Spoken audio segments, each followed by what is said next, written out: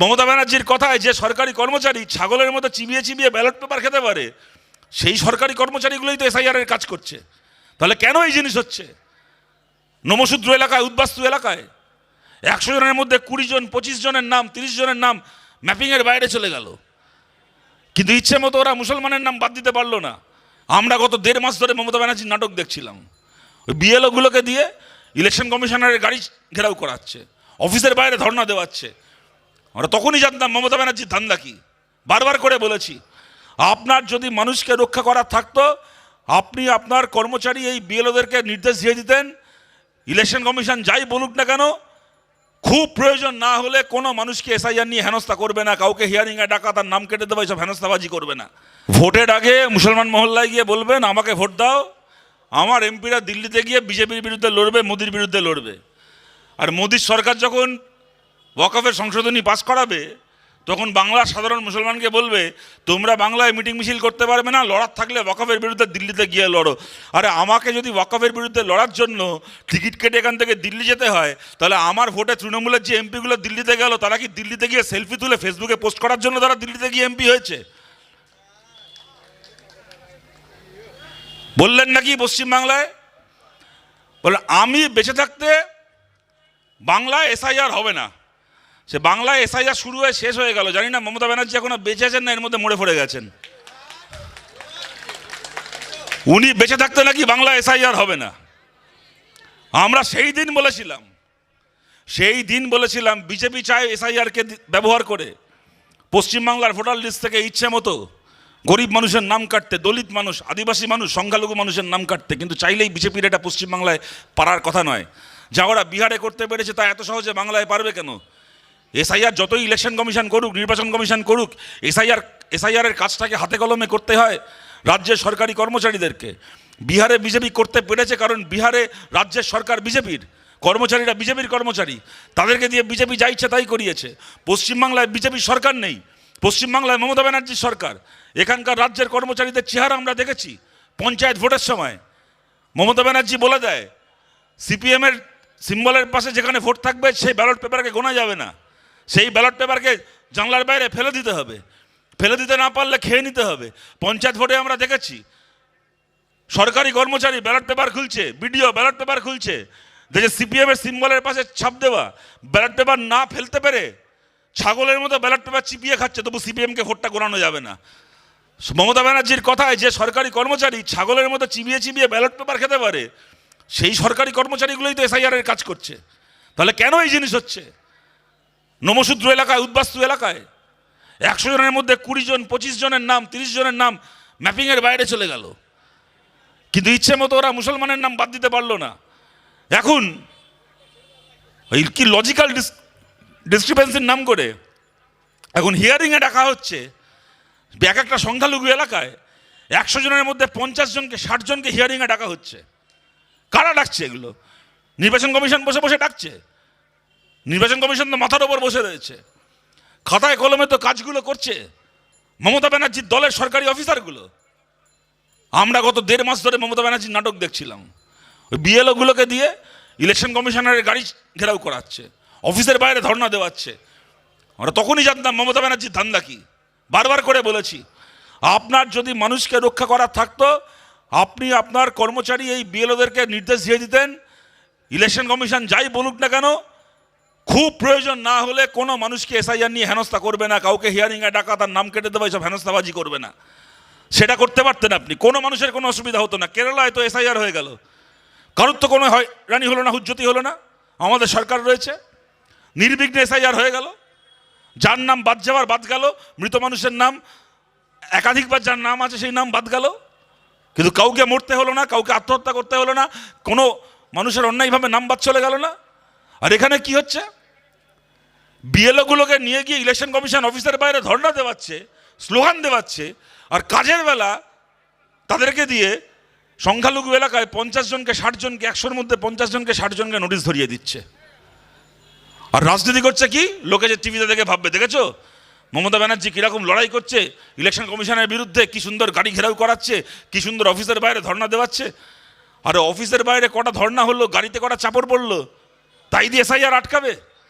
আপনি চাইলে মানুষকে রক্ষা করতে পারতেন, আপনি করলেন না। 100 দিনের কাজের ক্ষেত্রে যে রাজনীতি করেছেন, প্রথমে নিজেই টাকাটা চুরি করলেন, তারপরে কেন্দ্র টাকা আটকালো, তখন কেন্দ্রের বিরুদ্ধে আদালতে না গিয়ে রাস্তায় মিটিং মিছিল করে লোককে বলছেন যে বিজেপি টাকা আটকেছে তাই আমায় ভোট দাও। এসআইআর নিয়ে এক রাজনীতি, এনআরসির বেলায় রাজনীতি আমরা দেখেছি। পার্লামেন্টে এনআরসি পাস হচ্ছে, ওর দলের এমপিরা পার্লামেন্টে ভোট দিতে যাচ্ছে না, ভোটের বেলা এমপিদের পাওয়া যাচ্ছে না, আর ধর্মতলায় মিটিং করে দলের এমপিগুলো ক্যাকা ছিচি করে স্লোগান দিচ্ছে, তাতে নাকি এনআরসি আটকে যাবে। এই রাজনীতির নামে এই নাটকবাজি এই 15 বছর ধরে আমরা দেখছি। তাই আপনাদের কাছে আবেদন করছি, দেখুন ওদেরকে নিয়ে গালাগাল দিয়ে ঘন্টার পর ঘন্টা বলে যাওয়া যায়, ওই বলে কোনো লাভ নেই। গালাগাল খেয়ে দেখবেন কোন দিন ছাগল ঘাস খাওয়া বন্ধ করে দেবে, তবু তৃণমূল ঘুষ খাওয়া বন্ধ করবে না। ওদেরকে গালাগাল দেওয়া মানে নিজেরা সময় নষ্ট, অন্যেরা সময় নষ্ট। কিন্তু কতগুলো কাজ আমরা এই বাংলায় করতে চাই। যদি আপনারা আমাদেরকে সেই কাজের যোগ্য মনে করেন, যদি আপনারা মনে করেন আমাদের এই লক্ষ্যগুলো ন্যায্য, তাহলে আমাদের পাশে আপনারা দাঁড়ান। আমরা চাই বাংলার বিধানসভায় বিল পাশ করাতে, যাতে সমস্ত কন্ট্রাকচুয়াল কাজ, কি সরকারি কি বেসরকারি, সমস্ত কন্ট্রাকচুয়াল কাজ যেন 6 মাস থেকে 1 বছরের মধ্যে পার্মানেন্ট হয়। আমাদের যে ভাই বোনেরা দূর থেকে আমাদের কথা শুনছেন, যারা সরকারি বেসরকারি বিভিন্ন জায়গায় কন্ট্রাকচুয়াল কাজ করছেন, 10,000 টাকা 12,000 টাকা মাইনে, 14,000 টাকা মাইনের কাজ করছেন, সপ্তাহে 7 দিন কাজে যেতে হয়, সারা বছরে 3-4 দিন বড় যে ছুটি পাওয়া যায় তাও পাওয়া যায় না। আজকে কাজ থাকলে কালকে কাজ থাকবে না, কোনো স্থিরতা নেই, নিশ্চয়তা নেই। দল মত নির্বিশেষে আমাদের সমস্ত ভাই বোনকে বলছি, আমাদের পাশে দাঁড়ান।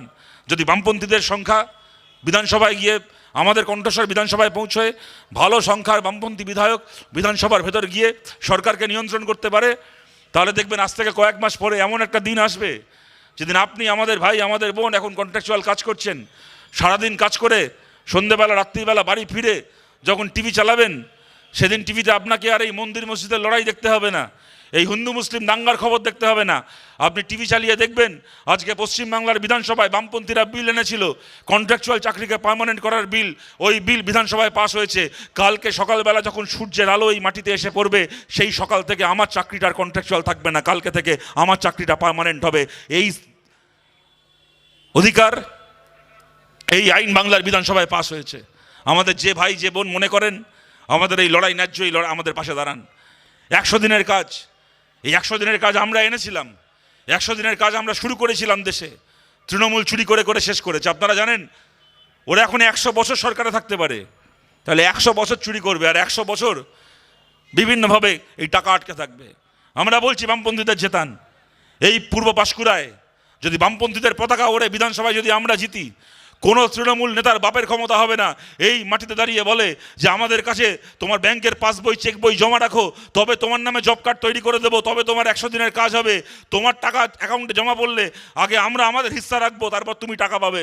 কোনো তৃণমূল নেতার বাপের ক্ষমতা হবে না এটা করার। 100 দিনের কাজ সৎভাবে হবে, মানুষ টাকা পাবেন, নির্দিষ্ট সময়ের মধ্যে তার গোটা টাকা তার অ্যাকাউন্টে জমা হবে, এবং কোনো দলের কোনো মিটিং মিছিলে না গিয়ে, কোনো পার্টির কোনো নেতাকে তেল না দিয়ে 100 দিনের কাজ করবেন। এই পূর্ব মেদিনীপুর জেলা শিক্ষায় আমাদের দেশের সবচেয়ে এগিয়ে থাকা জেলা। অবিভক্ত মেদিনীপুর, বিদ্যাসাগরের মাতৃভূমি, বিদ্যাসাগরের জন্মভূমি। এই পূর্ব মেদিনীপুর, পশ্চিম মেদিনীপুর, ঝাড়গ্রাম থেকে শয়ে শয়ে হাজারে হাজারে লাখে লাখে ছেলে মেয়ে বামফ্রন্ট সরকারের সময় প্রাইমারিতে, সেকেন্ডারিতে, বিভিন্ন বাংলার কলেজে শিক্ষকতা চাকরি পেয়েছে। আমরা গর্ব করে বলতাম গোটা দেশের মধ্যে শিক্ষায় 1 নম্বর জেলায় পূর্ব মেদিনীপুর জেলা। ঘরে ঘরে ছেলেমেয়েরা ছোটোবেলা থেকে প্রস্তুতি নেয়, পড়াশুনো করে স্কুল মাস্টারি চাকরির পরীক্ষায় বসবে বলে। আজকে ঘরে ঘরে ছেলেমেয়েরা 10 বছর ধরে 12 বছর ধরে বসে আছে, চাকরির ফর্ম ফিল আপ করতে করতে পেনের কালি শুকিয়ে গেছে, তবু চাকরির কল লেটার হাতে আসেনি। আমরা বলছি অনেক মিটিং হলো, অনেক মিছিল হলো, অনেক ধর্ণা হলো, কিন্তু এ চলতে পারে না যে দিনের পর দিন তৃণমূল চুরি করবে, আমরা মিটিং মিছিল করব, আদালতে মামলা করব, সেই মামলায় 2-4টে লোকের চাকরি যাবে, 2-4টে নেতা জেলে যাবে, তারপর যে কে সেই আবার পরে রিক্রুটমেন্ট হবে, আবার চুরি হবে। এই জিনিস চলতে পারে না। সৎভাবে শিক্ষকতার চাকরি পশ্চিমবাংলায় টেটে এসএসসিতে দিতে পারি একমাত্র আমরা বামপন্থীরা। বছরের পর বছর এই কাজ আমরা করেছি। যদি আপনারা আমাদের পাশে থাকেন, এই কাজকে আমরা পশ্চিমবাংলা আবার করতে চাই, আমরা আবার ওই পরিবেশকে ফিরিয়ে আনতে চাই। এবং সমস্ত মা বোনকে বলছি, লোকসভা ভোটের আগে আমরা বলেছিলাম এই কথা, আমরা কোনো আসনে জিততে পারিনি, আমাদের এই লক্ষ্য পূরণ হয়নি। এইবার বিধানসভায় এই লক্ষ্যকে সামনে রেখে আমরা ভোটে যাব আবার নতুন করে।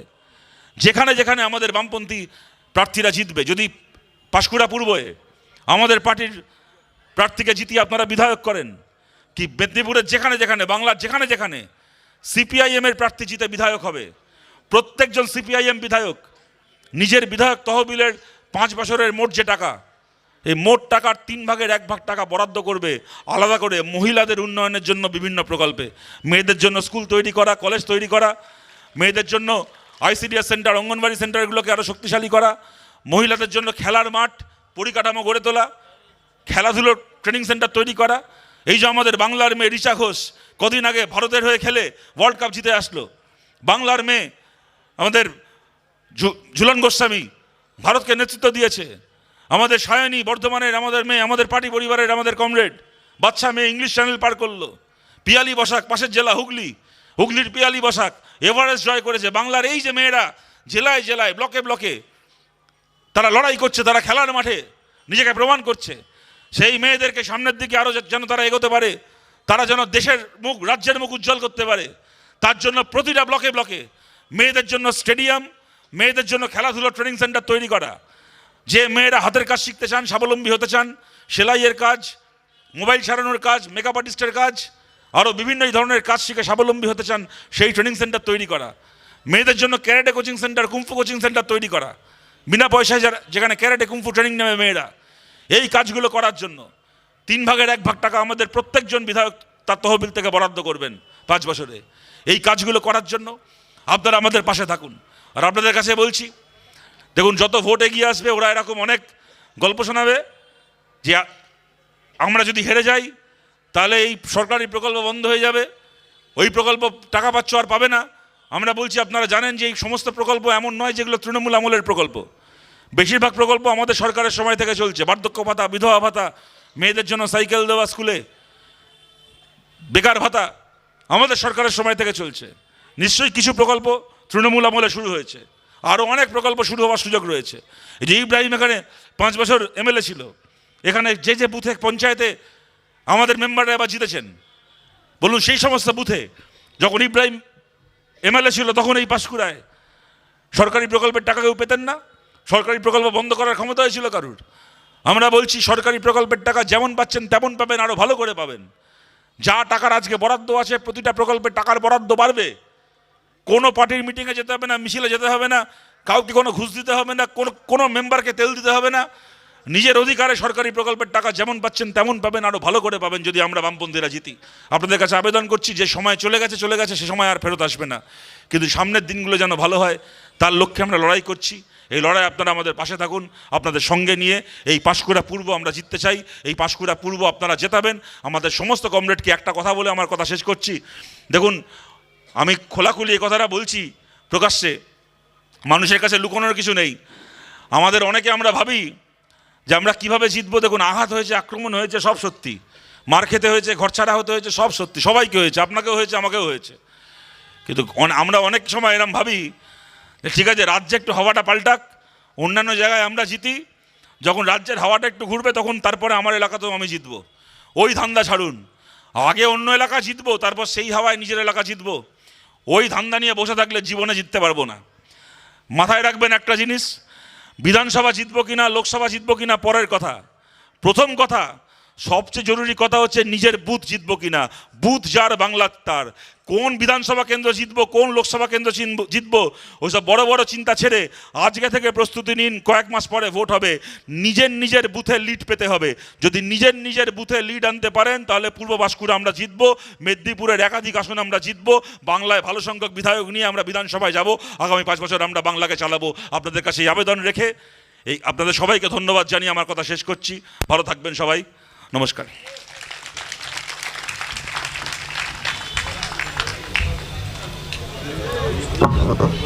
কমরেড শতরূপ ঘোষকে ধন্যবাদ জানিয়ে